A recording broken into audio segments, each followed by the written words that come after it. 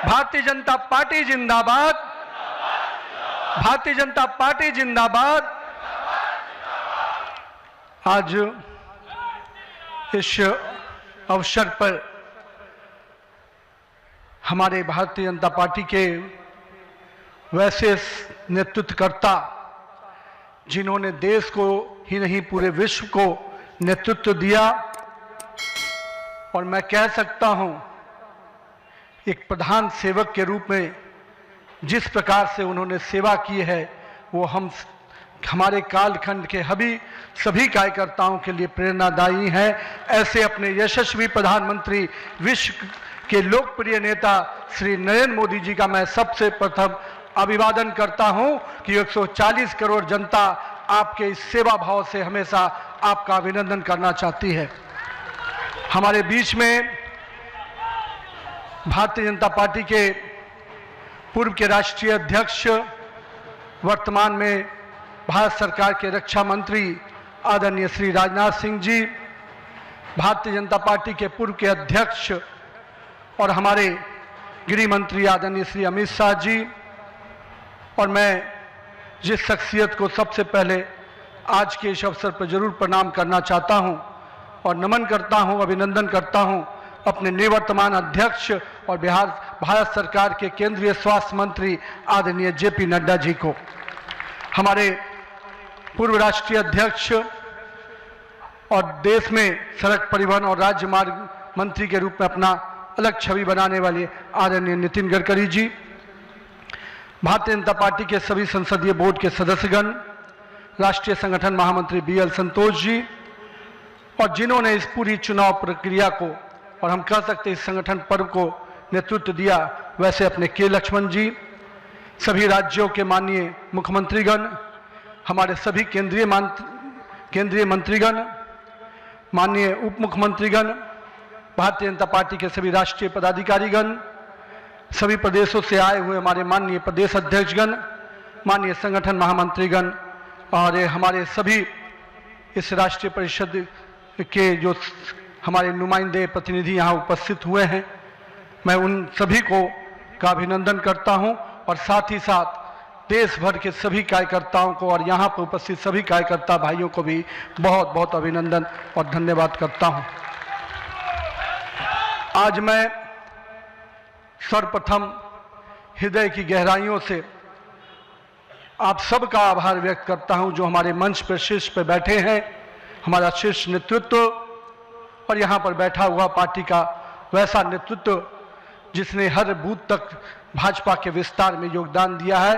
आपने मुझ जैसे सामान्य कार्यकर्ता को पार्टी का इस सर्वोच्च पद तक पहुंचाने का अवसर दिया है, मैं इसके लिए आप सभी को प्रणाम करता हूं। माननीय आदरणीय प्रधानमंत्री जी, मैं हृदय से आपका आभार व्यक्त इसलिए करता हूं क्योंकि हम लोग ने हमेशा दूर से ही एक कार्यकर्ता के रूप में किस प्रकार से आप देश सेवा का काम लगातार कर रहे हैं।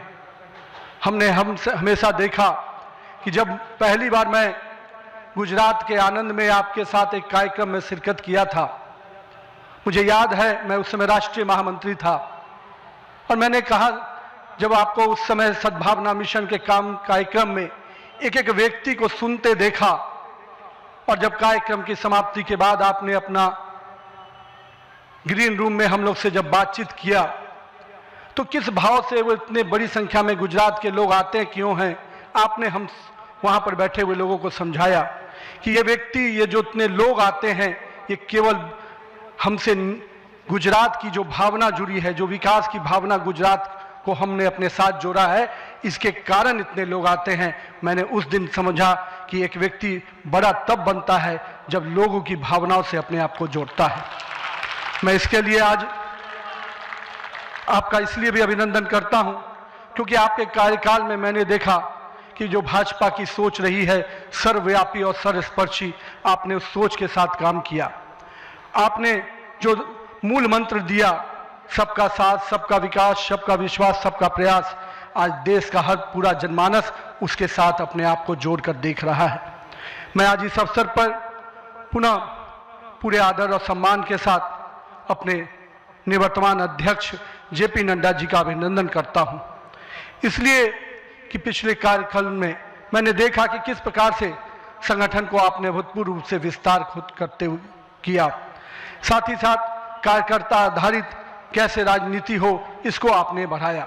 और अभी बहुत बड़ी बात हम लोगों सब लोगों ने देखा, जिस कोरोना कालखंड में एक एक व्यक्ति अपने घर के अंदर महफूज हो रहा था, उस समय सेवा के उस परंपरा को, सेवा की संस्कृति को आपने जिस प्रकार से समाज में भाजपा कार्यकर्ताओं से आह्वान किया कि आप जाइए, आगे बढ़िए और सेवा के भाव से इस देश में कोरोना कालखंड में लोगों की सेवा कीजिए। पूरा संगठन आपके साथ खड़ा रहा। माननीय प्रधानमंत्री जी का जो निर्देश था उसको आपने जिस तरीके से लागू किया वो हम सब कार्यकर्ताओं के लिए अनुकरणीय हुआ।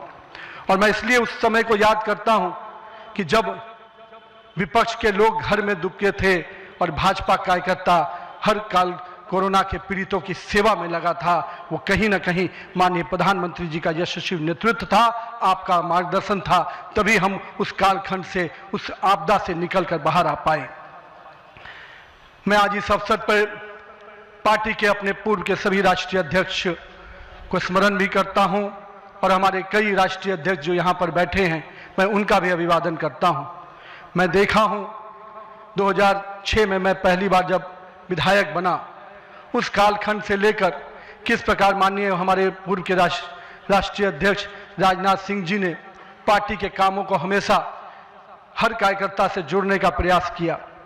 मैंने जब नितिन गडकरी जी को देखा तो मैंने देखा कि किस प्रकार से संगठन के हर मोर्चा और सेल को उन्होंने गढ़ने का काम किया।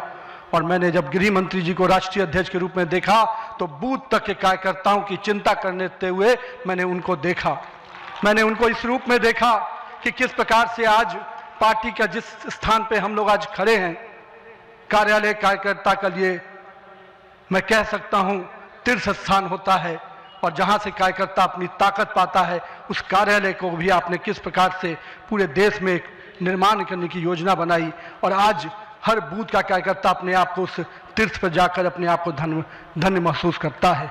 मैं आज अपने पूर्व के सभी राष्ट्रीय अध्यक्षों को इस अवसर पे बहुत बहुत अभिनंदन करता हूं और साथ ही साथ उन सब को स्मरण करते हुए उनका आभार व्यक्त करता हूं कि उन्होंने पार्टी को इस मुकाम तक पहुंचाने में बहुत बड़ा योगदान दिया है। मैं आज नमन करता हूं उन लाखों कार्यकर्ताओं को जिन्होंने पार्टी का संगठन, राष्ट्रवाद के विचार और भारत माता की मान बढ़ाने के लिए अपना जीवन न्यौछावर किया। आज उनकी तपस्या और त्याग ही है का परिणाम है कि आज पार्टी इस ऊंचाई तक पहुंच पाई है।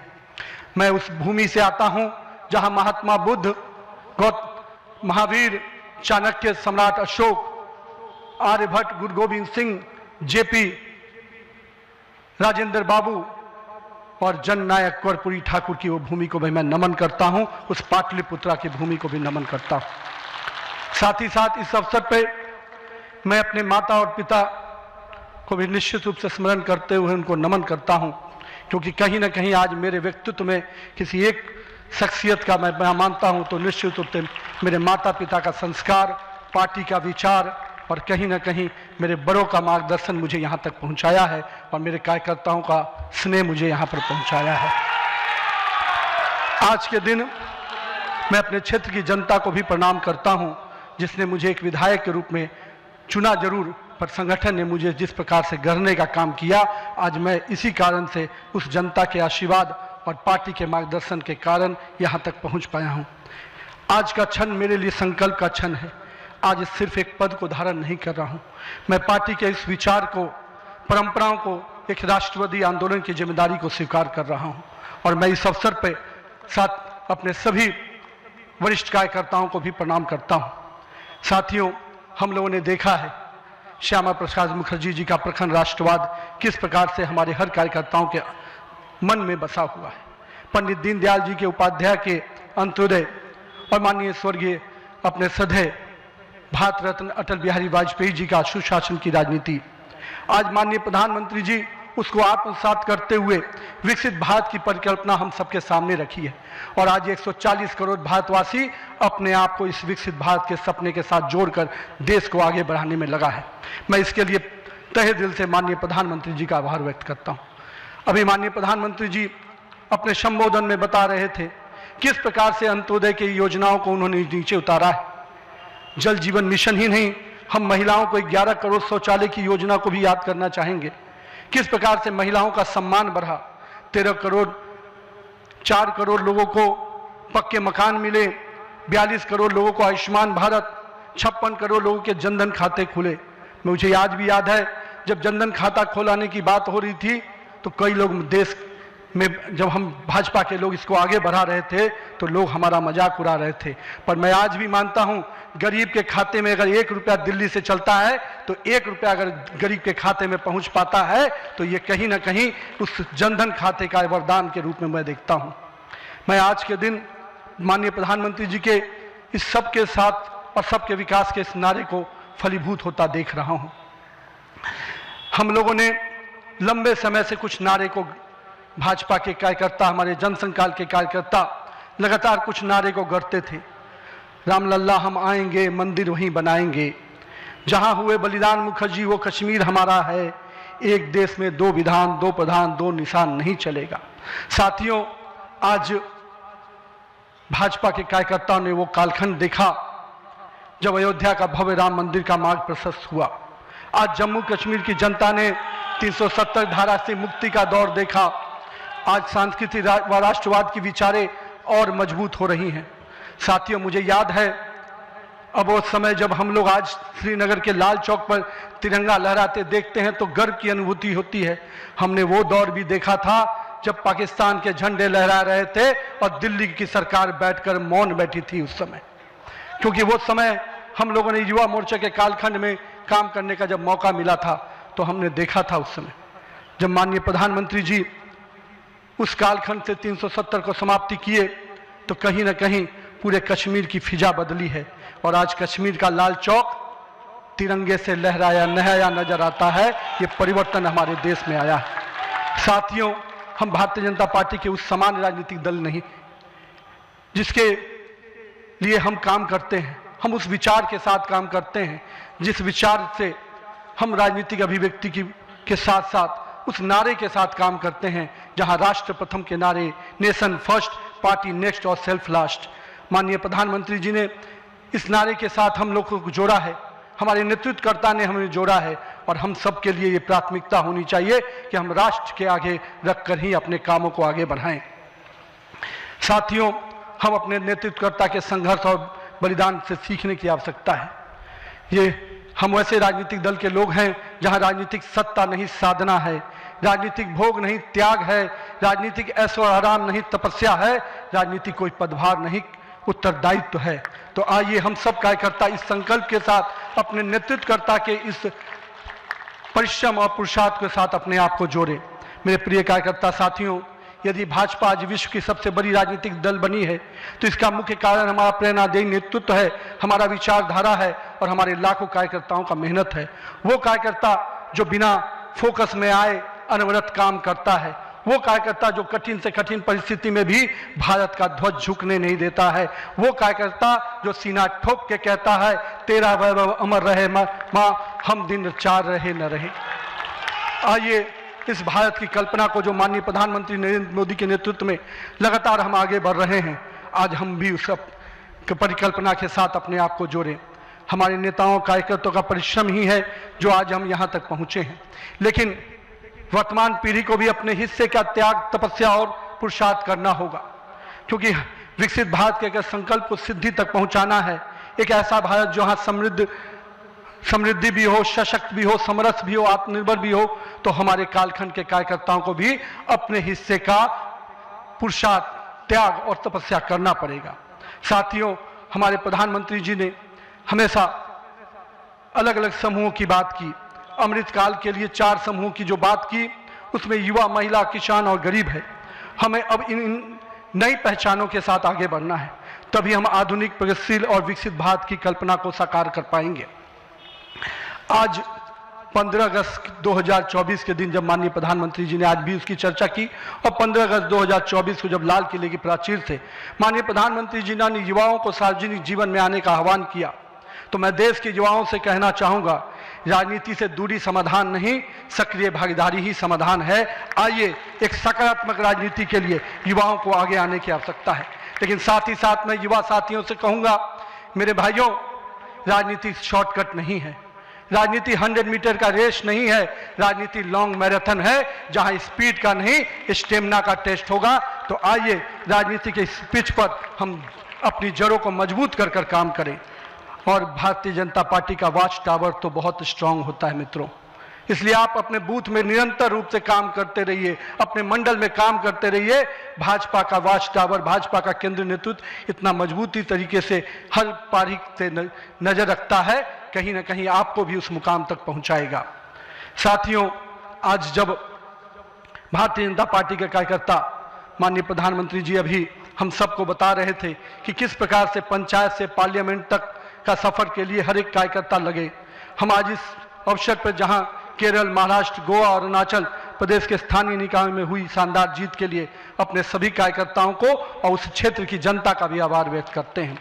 लेकिन मित्रों, अगर पंचायत से पार्लियामेंट का सफर तय करना है और लगातार हर जगह पर भारतीय जनता पार्टी का परचम लहराना है तो हमको अपने समय के लिए पूरा मेहनत और परिश्रम की पराकाष्ठा करनी होगी।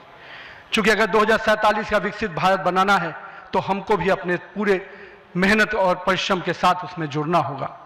साथियों, हाल में हमने देखा किस प्रकार से तमिलनाडु के एक पहाड़ी के पवित्र कार्तिकेय दीपम को रोकने का प्रयास विपक्षी दलों के द्वारा किया गया। यह नहीं है किसी रोकने के लिए विपक्ष के लोगों ने साजिश नहीं की। हमें याद है, हम लोग अभी हाल में देख रहे थे किस प्रकार से न्यायाधीश के विरुद्ध भी महाभियोग लाने का प्रयास किया गया। आज हम जब सोमनाथ की बात करते हैं और स्वाभिमान पर्व मनाने की प्रयास करते हैं तो विपक्षी दलों के लोगों को तकलीफ होती है। हमारा मानना है कि इस तरह की परंपराओं को रोकने वाली ताकतों को परास्त करने की आवश्यकता है। राम सेतु के अस्तित्व को नकारने वाले, कार्तिकेय दीपम का विरोध करने वाली ताकतों को भारत की राजनीति में अब कोई स्थान नहीं मिल सकता, ऐसा हमें प्रयास करना है। साथियों, अगले कुछ महीने में तमिलनाडु, असम, बंगाल, केरल और पुडुचेरी में चुनाव होने जा रहा है और वहाँ की डेमोग्राफी की पूरी चर्चा हो रही है। किस प्रकार से बदले हुए डेमोग्राफी में वहाँ चीज़ें बदल रही हैं और हमारे लिए अपने आप में एक चुनौती है। लेकिन हम पूरी तरह से आश्वस्त हैं कि भाजपा का कार्यकर्ता अपने संघर्ष और परिश्रम के बल पर इन 5 राज्यों में सशक्त भाजपा का नेतृत्व प्रदान करने जाएगा। और हम हमेशा विश्वास करते हैं कि हमें अपनी आस्थाओं के केंद्र के लिए और सनातन परंपराओं को केंद्र को बचाने की लड़ाई अगर लड़नी है तो निश्चित रूप से अपने देश को सुरक्षित रखने की लड़ाई लड़नी है तो इन 5 राज्यों में हमें एक मजबूत ताकत बन के आना है। आज हमारे राष्ट्र की चेतना का उद्घोष का समय वंदे मातरम का 150वीं वर्षगांठ मना रहे हैं। वंदे मातरम का स्मरण आते ही मन में ऊर्जा और उत्साह बढ़ जाता है। हमें पूरा ध्यान में है कि एक एक व्यक्ति जब वंदे मातरम का जय घोष करता है तो उसके अंदर से जो ऊर्जा आती है वही ऊर्जा इस देश को आगे बढ़ाने में काम आती है। तो आइए हम सबको मिलकर 150वीं वर्षगांठ को हर जन जन तक पहुंचाएं, हर युवा तक पहुंचाएं, हर महिला तक पहुंचाएं, क्योंकि वंदे मातरम हमारे अंदर का वो विश्वास है जो इस देश के विकास के साथ जुड़ेगा। सत्ता को सेवा का माध्यम बनाते हुए माननीय प्रधानमंत्री जी ने पिछले 25 वर्षों में जिस प्रकार से सरकार के मुखिया के रूप में गुजरात में और अब देश के प्रधानमंत्री के रूप में भारत के विकास में लगातार अब काम कर रहे हैं, निश्चित रूप से आपका प्रेरणादायी नेतृत्व हम जैसे नए कार्यकर्ताओं के लिए, हम जैसे पार्टी के कार्यकर्ताओं के लिए एक मापदंड है जिसको हम लोग निश्चित रूप से आपसे सीखते हैं। और मैं तो कहूँगा कि जिस सुशासन को, मॉडल को आपने पूरे देश और विश्व में स्थापित किया है, अन्य सभी राज्य सरकारों को भी उस मॉडल के साथ काम करना चाहिए, तभी हम विकास के सही मापदंड को अंतिम व्यक्ति तक पहुंचा पाएंगे। आइए हम सब मिलकर विकसित भारत के संकल्प को पूरा करने की भागीदारी सुनिश्चित करें। एक शक्तिशाली गतिमान संगठन के साथ राष्ट्र निर्माण की इस यात्रा को नई ऊंचाइयों तक लेके चले। भारत माता की जय। वंदे मातरम।